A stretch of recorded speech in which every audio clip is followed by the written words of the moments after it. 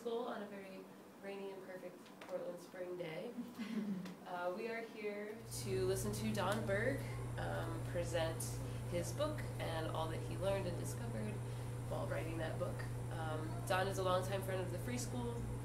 He got his bachelor's in psychology and has a specific interest in how, like, the science behind alternative education and the education system in general. Please give a hand for Don. All right, thank you all. Thank you for that lovely introduction.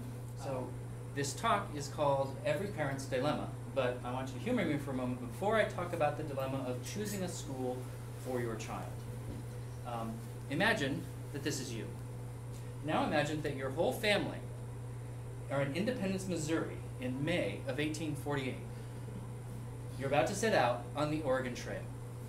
It's a 2,200-mile journey, and you're preparing to spend 4 months walking with all your worldly possessions in an ox-drawn wagon, and every time you stop, you have to unhitch the oxen, tend to them, provide for all the other animals you brought along for food or companionship, and it means constant wagon maintenance, foraging for firewood, clean water, cooking over open fires, setting up and breaking down camp every day. You're risking the lives of your entire family. Disease, hostile people, wild animals, ill preparedness, bad timing, they're all potential killers. Your odds of dying are 1 in 10. Even so, hundreds of thousands of people chose to take that risk in the 1800s. Now imagine that back in Independence in 1848, I materialize in front of you, and I offer you this proposition. I have access to a flying machine called an airplane. I can take your family all the way to Oregon in 1 day instead of 4 months. The airplane will also reduce your odds of dying to less than 1 in 1,000. But the problem is, I don't know when in the next 4 months the airplane is going to be available to take you to Oregon. So the question is, which risk do you take? You're on the horns of a dilemma. Do you choose the familiar wagon mode of travel, or do you choose the mysterious airplane mode of travel, which some guy claims is safer, but it is unfamiliar and operates on an unpredictable schedule? The relevance of this imaginary situation is that I'm here to promote self-directed learning, an educational opportunity for your family that is likely to be just as unfamiliar to you now as an airplane would have been to pioneers on the Oregon Trail in 1848. What we know about the long-term outcomes is that they're roughly comparable to mainstream K-12 schools. The basic outcomes, such as being able to read, write, do arithmetic, will occur, but at some unknown time. We just can't predict when. So regardless of the mode of transportation, those who survive the journey end up in basically the same place either way. Now, new data suggests that self-directed learning communities have a clear advantage, but not in the outcomes, on the journey itself. The learning communities I advocate for do a clearly superior job of supporting kids on their journey to adulthood. The alternatives are unfamiliar to most people, and they provide the basics, but the timing is unpredictable. And new evidence suggests they will reliably nurture your children. Regular schools are a known quantity, but the journey your children would take with them involves substantial risk, which I will talk about in a few moments. So I'm sure everyone has heard of problems with K-12 schools, but I'm going to share with you evidence of the risks in mainstream schools from a psychological perspective. My specialty is motivation in educational contexts. Motivation psychologists have confirmed what every parent already knows. Children are born with intrinsic motivation to learn. Now, psychologists have also found out that humans have primary psychological needs that have to be satisfied in order for that intrinsic motivation to be maintained. So patterns of intrinsic motivation are also indirect indicators of the well-being of children. What the motivation researchers like myself have observed for over 30 years are declines in motivation of students in both public and private mainstream K-12 schools. In other words, for over 30 years, psychologists have consistently observed the diminishment of the psychological well-being of children in mainstream K-12 schools. These observations put you on the horns of a dilemma. That dilemma is this. Your parental responsibility in the modern world is to find a school to nurture your children so that you can live a normal adult life while your kids grow up to be awesome people. But K-12, the primary institution that is responsible for supplying and organizing child nurturing people, has a system in place that actively interferes with the ability of the people in schools to do the nurturing job you need them to do. I want to clarify what I mean by that. So nurturing is providing support for the primary needs of the children. Humans have 8 primary needs, 5 physiological needs and 3 psychological needs.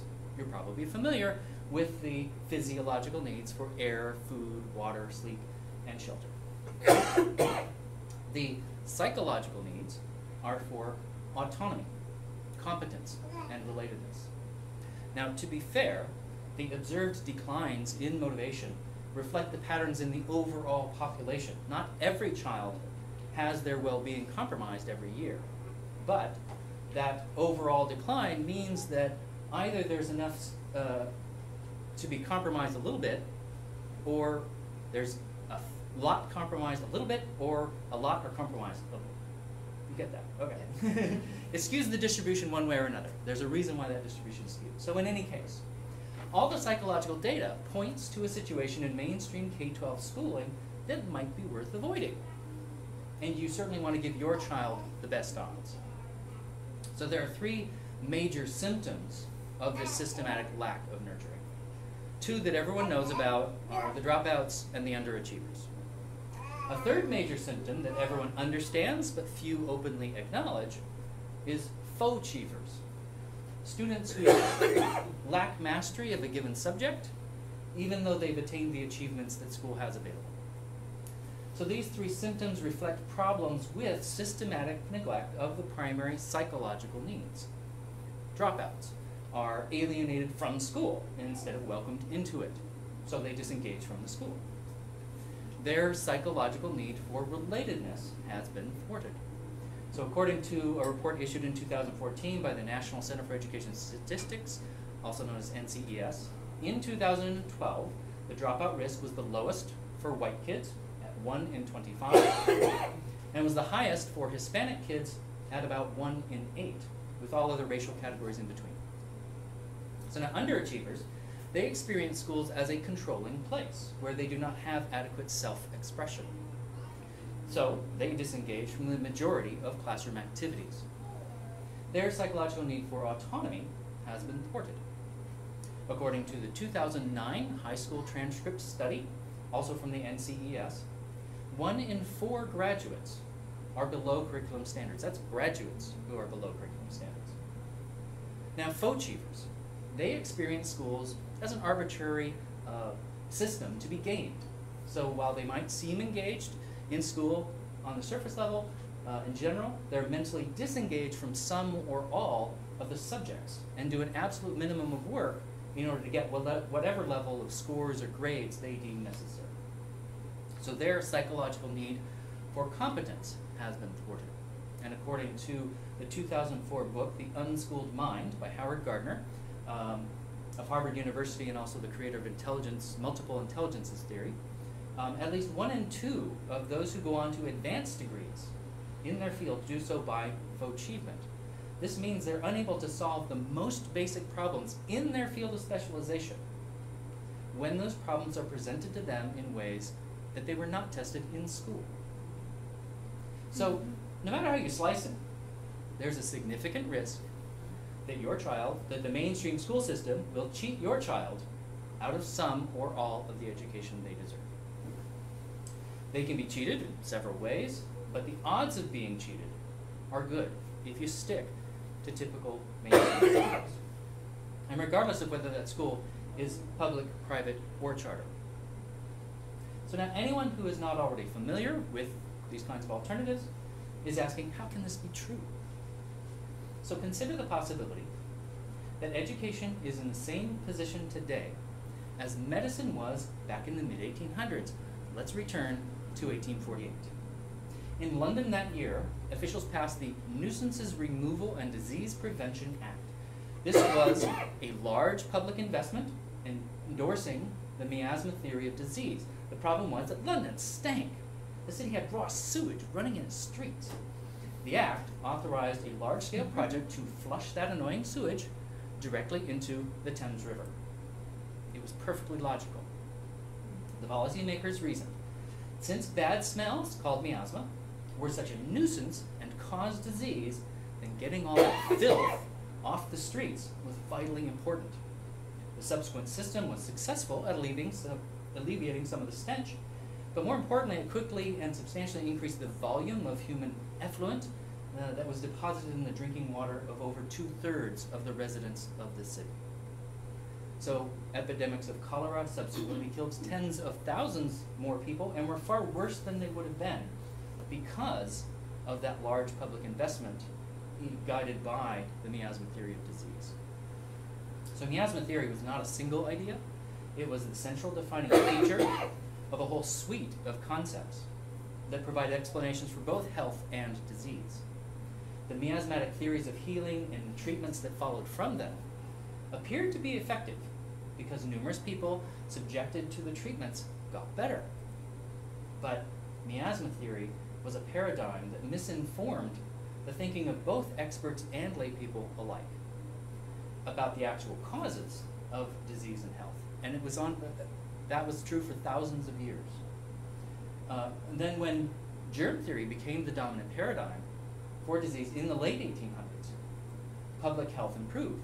London stopped having outbreaks of cholera. Effective medical interventions, things such as antibiotic drugs, became widely implemented.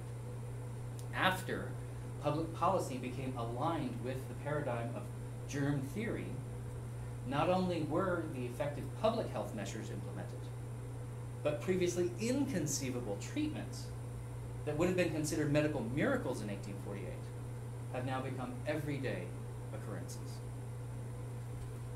So the delivery theory of education is currently the dominant idea, the paradigm-defining idea that determines how our school system operates. The delivery theory is a mental model of education that presumes that the movement of information into the student's head is the central defining feature of learning.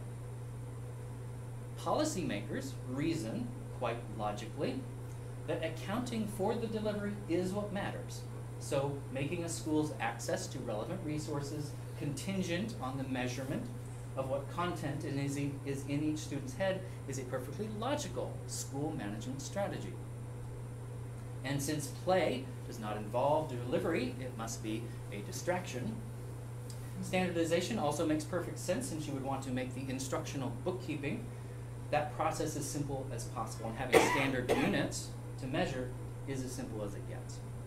So the intuitive logic of this concept is compelling, and it has resulted in the apparent political consensus that standardized tests and imposing curriculum standards are necessary mechanisms for school improvement.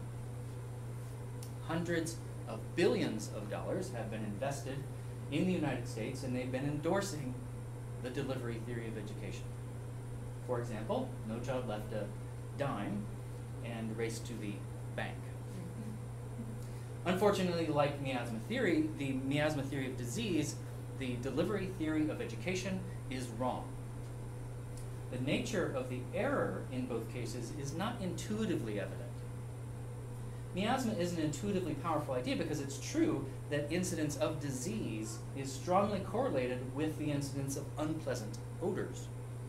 So rotting dead things and effluent are harbingers of bad outcomes, which naturally we normally seek to avoid.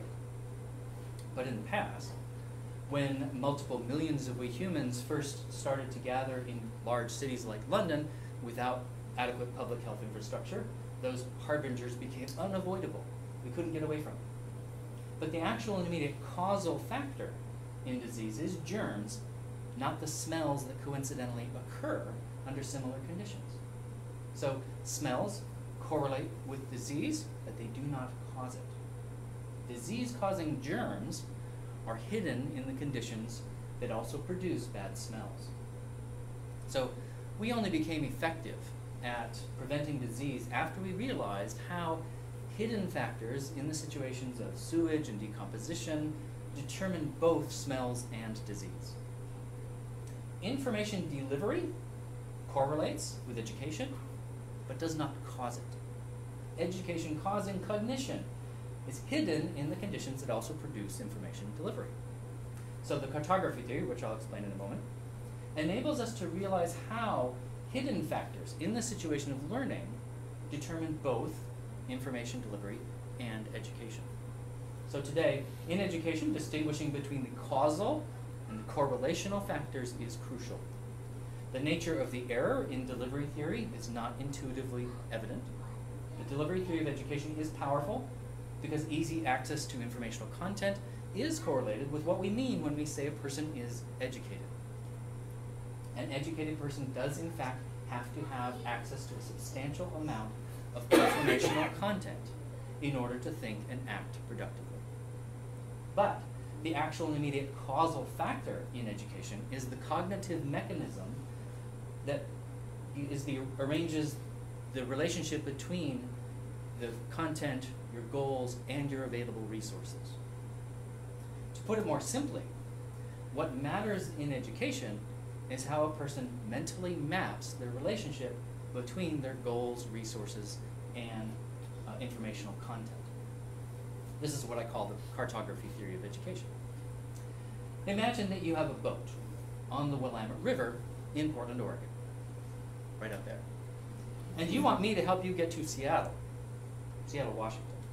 So if my standardized response to requests for navigational help is to give you a map of the Oregon Trail, say from 1848, then I'm not being helpful to you. So that's what mainstream K-12 education does. The system is designed to provide a standardized response to every student. But that standardized response does not take any account of A, the learner's goals, B, the resources that the learners have access to pursue that goal, and C, where each learner is positioned relative to their goals and their available resources. As a result, the standardized solutions can only serve those who coincidentally happen to be in a place where the system designers thought they should be, or are close enough that they might be able to adapt to their situation if they can figure out how to make appropriate adaptations. So, on the other hand, self-directed learning within a well-structured community is like I gave you an iPad with perfect Google Maps, in which you can get routes for any transportation mode or combination of modes to which you happen to have access. By giving you the ability to plug in your own goals and the available resources, the system provides you with a customized solution. If I gave you that kind of device, you would be able to navigate not just to Seattle, but to anywhere else you wanted to go in the future as well. So, what the variety of self-directed learning communities have pioneered are ways that a school can be sensitive to the context of the learner's goals and the resources they happen to have available in order to provide customized instruction. So, which risks are worth taking? No matter what choice you make for the education of your child, you are taking some level of risk that she or he will not thrive. This is why your parental duties put you on the horns of a dilemma. On the one hand, you can go with the familiar mainstream schools, with the attendant high risks I pointed out before. On the other hand, you can go with some form of self-directed learning community that has less risk, but it's totally unfamiliar. There are between 2 and 3 million students whose parents are currently choosing these unfamiliar and less risky options. These options include democratic schools, like this one, homeschooling, EdVision's charter schools, and probably any other school option where a central activity of schooling is supporting the children to pursue their goals and passions. And here's a bonus. Choosing the less risky but unfamiliar option for your child, may help the system get better.